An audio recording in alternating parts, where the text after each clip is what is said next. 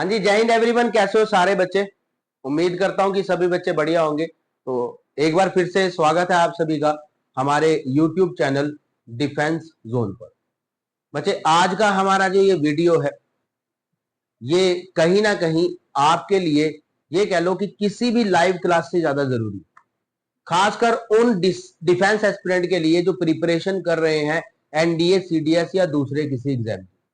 बच्चे, आज के इस वीडियो में हम उस टॉपिक को, उस बात को डिस्कस करेंगे जो कहीं ना कहीं आपको बहुत ज्यादा परेशान करती है। जब भी कोई लाइव क्लास ले लो या किसी व्हाट्सएप ग्रुप में कोई मैसेज कर दो, तो बच्चे का सिर्फ एक ही, सर नर्वसनेस बहुत हो रही है, सर एंजाइटी बहुत ज्यादा हो रही है, कैसे इसको दूर करें।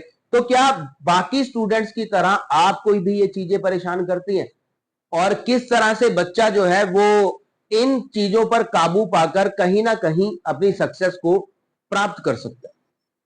अगर मैं सीधी सी बात कहूं कि आज के इस महत्वपूर्ण वीडियो में मैं जो बातें आपको बताने जा रहा हूं, तो चाहे आप किसी भी एग्जाम के एस्पिरेंट हैं, आप 12th क्लास का एग्जाम दे रहे हैं, 10th क्लास का एग्जाम दे रहे हैं, किसी भी क्लास का एग्जाम दे रहे हैं, ये वीडियो की अगर जो इसमें बातें, जो टिप्स मैं आपको अभी आगे बताने वाला हूं, अगर आपने उनको फॉलो कर लिया तो डेफिनेटली आपको सक्सेस मिल जाएगी। चलिए जी, तो स्टार्ट करते हैं कि सर हमारा ये दिमाग जिसमें हमारे एंजाइटी तंग करती है, स्ट्रेस तंग करता है, बड़ा फियर सा लगता है हमें एग्जाम को देखकर, प्रेशर बड़ा रहता है सर, टेंशन बहुत रहती है सर, फोबिया सा लगता है। तो सबसे पहले आज आप मेरे साथ इस महत्वपूर्ण बात को जान लीजिए, बड़े ध्यान से देखिएगा आप सभी। पहली महत्वपूर्ण बात हमारे पास बच्चे, आप इस लाइन को बड़े ध्यान से पढ़ेंगे कि एग्जाम आपको फेल करने के लिए नहीं होते। कोई भी एग्जाम अगर डिजाइन किया जाएगा तो वो इस टारगेट से नहीं डिजाइन किया जाता कि हमें मैक्सिमम बच्चों को फेल करना। अब आप में से कुछ बच्चों का प्रश्न होगा कि सर लेकिन क्वेश्चन तो बहुत टफ होते हैं एग्जाम में, कई बार तो समझ ही नहीं आता, कई बार तो टॉपिक ही नहीं समझ आता कि कौन से टॉपिक से। बच्चे, उन्हीं मुश्किल प्रश्नों के बीच में कुछ प्रश्न आपके लिए ऐसे भी डिजाइन किए जाते हैं कि आप आसानी से उन प्रश्नों को सॉल्व करके अपना रिटर्न क्लियर कर ले, अपना एग्जाम क्लियर कर ले। ऐसा संभव है कि कुछ क्वेश्चन काफी मुश्किल होते हैं, लेकिन आपने क्या करना है बच्चे, उस टॉपिक को ज्यादा कवर करने की कोशिश करनी है एग्जाम के दौरान जो आपको अच्छी तरह से आता है। ठीक है जी? तो क्या करना है बच्चे, मैंने आपको क्या बताया कि एग्जाम आपको फेल करने के लिए नहीं होते। एग्जाम, आप क्या सोच रहे हो कि जो आप वहां पर सर्कल डार्क करके आते हैं, लिख लिख के आंसर सॉल्व करते हैं, नहीं बच्चे, वो ही एग्जाम नहीं होता। एग्जाम के दौरान चेक किया जाता है कि बच्चा कितना स्ट्रेस ले सकता है, बच्चा अपनी एंजाइटी को किस हद तक कंट्रोल कर सकता है, बच्चा अपने डर पर किस हद तक काबू पा लेता है कि एग्जाम सेंटर में बैठकर भी वो सारे प्रश्नों में से उन प्रश्नों को सॉल्व कर गया जो कि इजी थे, और नेग्लेक्ट किया उसने टफ चीजों को। तो सबसे पहले हमने क्या सीखा कि एग्जाम आपको फेल करने के लिए नहीं होता।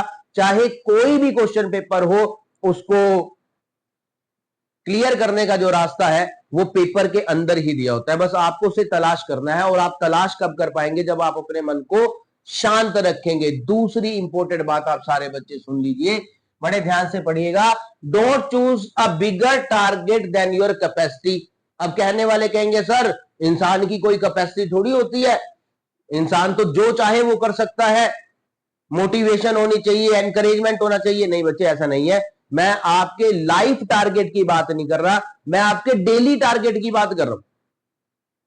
ऐसा पॉसिबल ही नहीं है कि अगर आपका दोस्त एक दिन में मैथ्स के 4 चैप्टर कवर करता है या इंग्लिश के 3 टॉपिक वो एक दिन में कर देता है तो आप भी कर लोगे। It's not possible. कभी भी दूसरे से अपने आप को कंपेयर नहीं करना भाई। किसी बच्चे की कैपेसिटी ऐसी होती है कि वो एक दिन में 2 चैप्टर कर लेता है, कोई मेरे जैसा भी ऐसा होता है जो दिन में आधा चैप्टर ही कर पाता है। तो भाई अपने पड़ोसी से, अपने रिश्तेदार से, अपनी बड़े भाई से, अपने बड़े बहन से अपने आप को कंपेयर मत कर, अपने किसी दोस्त से अपने आप को कंपेयर मत कर कि यार वो तो इतना पढ़ लेता है, मुझसे नहीं पढ़ा जाता। ऐसा नहीं है बच्चे, आपको अपनी कैपेसिटी के अकॉर्डिंग अपना डेली टारगेट सेट करना है रोज।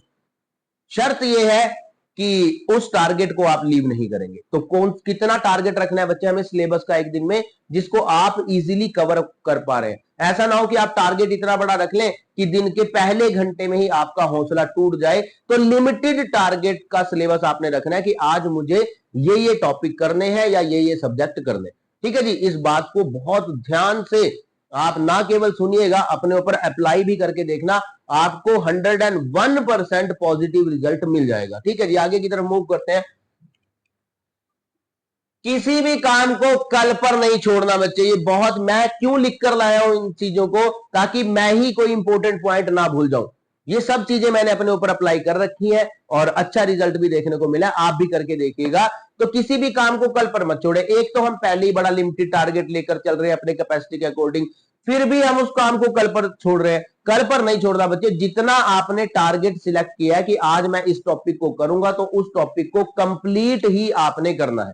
ठीक है, एक दिन के अंदर आपने उसको कंप्लीट ही करना है, जितना भी टारगेट आपने सिलेक्ट किया है।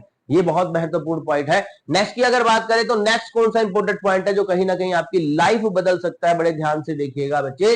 अपडेट योरसेल्फ, अपने आप को हमेशा अपडेट रखना है। आपने बाई चांस आप कोई लाइव क्लास नहीं देख पाए या आपने कोई पेड ऑफलाइन कोचिंग ले रखी है, आप एक दिन की छुट्टी करनी पड़ी, आप बीमार थे भाई, उस दिन डबल काम आपको करना पड़ेगा। प्रीवियस लेक्चर्स को कभी भी मिस मत करो, चाहे वो ऑफलाइन है या ऑनलाइन है। अगर आपने एक भी क्लास को छोड़ दिया तो बच्चे वहीं पर ब्रेक हो जाता है।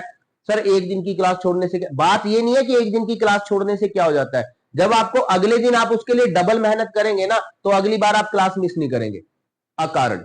ठीक है जी, तो कभी भी अपने आप को आपको अपडेट ही रखना है, चाहे आप ऑफलाइन पढ़ रहे हैं या ऑनलाइन, अपडेट रखो अपने आप को कि टीचर ने क्या कराया था। अगर काम आप किसी वजह से नहीं कोचिंग जा सके या ऑनलाइन क्लास अटेंड कर सके, तो भाई रिकॉर्डेड देख या फिर अपने फ्रेंड की मदद लेकर उस काम को तुरंत पूरा कर ले, नहीं तो वो टेंशन आपका एक हफ्ता खा जाएगी। ठीक है जी, आगे मूव करते हैं बच्चे हम सभी। स्टॉप सेल्फ क्रिटिसिज्म, बच्चे अपने आप को कोसना तुरंत बंद कर दे। ठीक है, अपने आप को बच्चा कब कोसता है, यार मेरे दोस्त ने तो 2 चैप्टर कर लिए, मेरा तो अभी आधा ही हुआ है, बस अपने आप को गालियां देनी शुरू कर दी, मेरे बस का कुछ नहीं है, मैं नहीं कर पाऊंगा, मुझसे नहीं होगा। इन सारी नेगेटिव बातों को तुरंत प्रभाव से, नाउ मैंने इसीलिए लिखा है यहां पर कि इन सारी बातों को तुरंत अपने दिमाग से निकाल दे बच्चे। हर कोई अपने आप में यूनिक होता है, बस अपनी पावर्स को पहचानने की जरूरत है आपको, कि आप कहीं ना कहीं, हर बंदे में स्मार्टनेस जरूर होती है कि किसी काम को वो किस वे से दूसरों से बेहतर कर सकता है। आपने अपने अंदर उस वे को तलाश करना है, उस रास्ते को अपने अंदर आपने खोजना है, ना कि अपने आप को गालियां देनी शुरू कर देनी है, मुझसे नहीं होता यार, मेरे से नहीं होता, मैं तो कुछ कर ही नहीं सकता, मैं तो ये नहीं। सेल्फ क्रिटिसिज्म को तुरंत स्टॉप कर दे बच्चे। क्यों कह रहा हूं मैं ऐसा इसलिए कह रहा हूं कि जब कोई दूसरा आपको क्रिटिसाइज करता है तो आपका हौसला मजबूत होता है कि इसने बोल कैसे दिया, मैं करके दिखाऊंगा रिटर्न क्लियर, मैं करके दिखाऊंगा अपना सपना पूरा, मैं जाऊंगा एक दिन यूनिफॉर्म में अपने घर। वो दूसरों द्वारा क्रिटिसिज्म जो किया जाता है वो कहीं ना कहीं आपको मोटिवेट कर सकता है, लेकिन जो क्रिटिसिज्म आप अपने आप को कोसते हो ना भाई, वो होता है सच्चा क्रिटिसिज्म। आप उससे कभी उभर नहीं पाओगे। तो तुरंत प्रभाव से ये मानते हुए कि भाई सबकी कैपेसिटी अलग अलग होती है, किसी को स्पोर्टिंग एरर अच्छे से आती है तो मुझे वो कैब आती है, या मुझे स्पोर्टिंग एरर अच्छे से आती है तो दूसरे की वो कैब कमजोर होगी। ये सब कुछ चलता रहता है, ये एक बैलेंस है, नेचर का बैलेंस है जो हमने नहीं बनाया। तो अपने आप को कोसना तुरंत प्रभाव से आपको बंद करना होगा। ठीक है जी, आप ही ने पूछा था ना कि सर एंजाइटी बहुत होती है, एग्जाम से बड़ा डर लगता है, हम क्या करें। अब इन पॉइंट्स को फॉलो कर अपनी डेली लाइफ में अप्लाई कर। नेक्स्ट पर मूव करता हूं। नेक्स्ट की बच्चे अगर हम बात करें, एग्जाम पास आने पर भाई डाइट और स्लीप से बिल्कुल भी कॉम्प्रोमाइज मत करना। एक थका हुआ शरीर किसी काम का नहीं होता। एक अच्छी नींद लेने के बाद जो काम आप 1 घंटे में कर सकते हैं, अगर आप अपनी बॉडी को भूखा रखोगे, अपने दिमाग को खाली होने का मौका नहीं दोगे, नहीं सोओगे, तो उसी काम को करने में आपको 3 से 4 घंटे लगते हैं। एवरेज वही निकल कर आती है। कोई कह रहा है जी सर मैं तो 2 दिन से सोया नहीं, इतनी पढ़ाई कर रहा हूं। भाई साहब तू 2 दिन से नहीं सोया, तूने जितनी पढ़ाई करी है ना, अगर तू प्रॉपर सो लेता तो उससे 4 गुना पढ़ाई कर लेता। ये मुफ्त की ड्रामेबाजी होती है बच्चे, इनसे बचो कि यार मैंने तो पढ़ाई के चक्कर में खाना नहीं खाया, मैंने तो क्लास के चक्कर में ये नहीं किया। नहीं भाई नहीं, अगर तू डाइट और नींद से कॉम्प्रोमाइज कर रहा है तो देखो बच्चे, अगर आप डाइट से कॉम्प्रोमाइज करेंगे वो आपको फिजिकली वीक कर देगी, अगर आप नींद से कॉम्प्रोमाइज करोगे तो वो आपको मेंटली वीक करती है। तो कभी भी कॉम्प्रोमाइज नहीं करना, एग्जाम जितना मर्जी पास आ रहा है। यार कितनी देर लगती है खाना खाने में, और वैसे 8 घंटे की नींद बताई गई है, कम से कम 5 या 5.5 या 6 घंटे तो बच्चे तेरे को सोना पड़ेगा, नहीं तो तेरे द्वारा किया गया सारा एफर्ट वेस्ट हो जाएगा। अगर तू इस तरह का बच्चा है कि पढ़ाई के चक्कर में खाने और नींद को छोड़ रहा है, तो भाई सफलता हाथ नहीं लगने वाली। ठीक है जी, आगे मूव करते हैं हम सभी कि बच्चे small breaks are very necessary. मैंने कई ऐसे बच्चों को देखा, भाई साहब 5 घंटे लगातार पढ़ रहा है। ओ भाई 5 घंटे लगातार मत पढ़, हर 2 घंटे के बाद आधे घंटे का ब्रेक दे ले। और जो ब्रेक तू दे रहा है भाई साहब, वैसे तो मैं आपको कहूंगा कि आपको उसमें फिजिकल एक्टिविटी करनी चाहिए।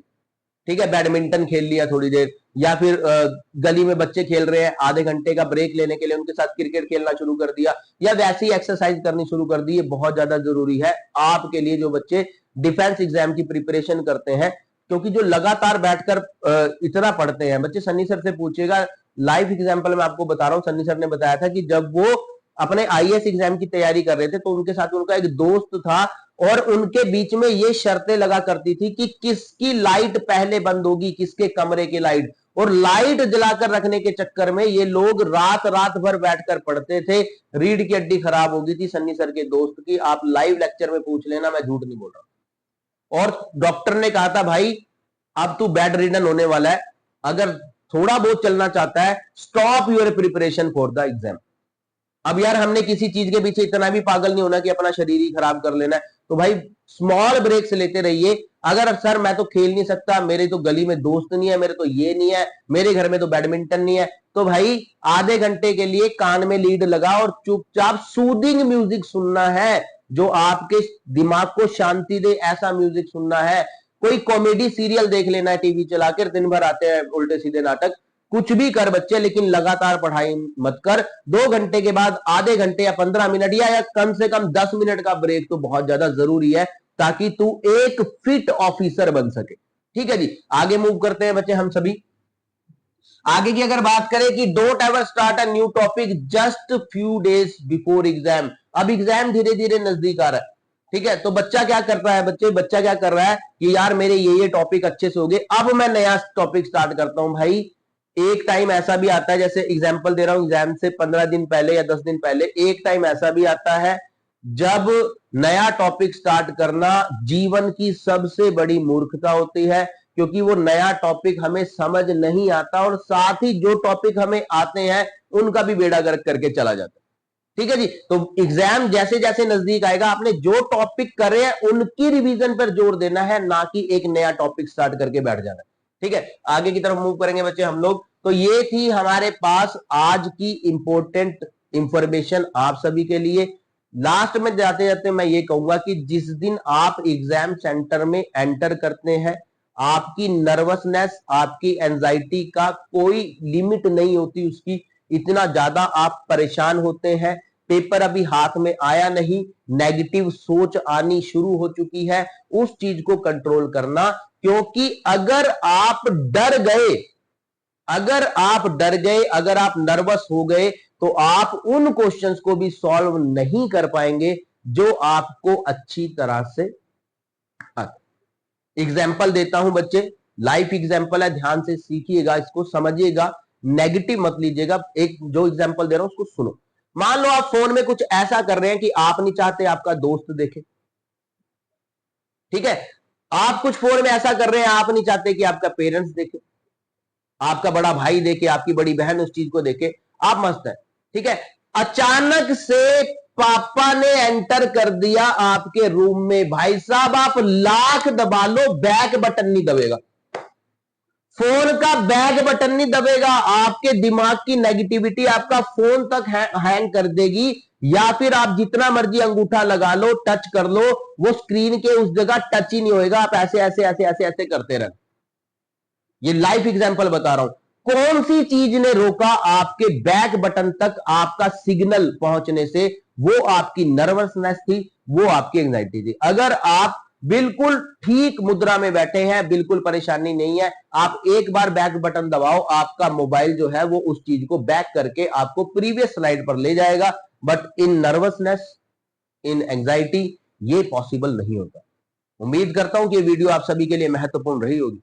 और अगर आपको लगता है कि हमारा ये समर्पण आप सभी को आकर्षित करता है कि टीम डिफेंस जोन लगी हुई है आप सभी के साथ मेहनत करने में, तो चैनल को सब्सक्राइब करना, वीडियो को लाइक करना और ज्यादा से ज्यादा डिफेंस और दूसरे एग्जाम एस्पिरेंट तक इस वीडियो को शेयर करना मत भूलिए। इसी तरह की एक और इंपॉर्टेंट वीडियो के साथ मिलता हूं मैं आप सभी को, तब तक के लिए सबको जय हिंद, जय भारत।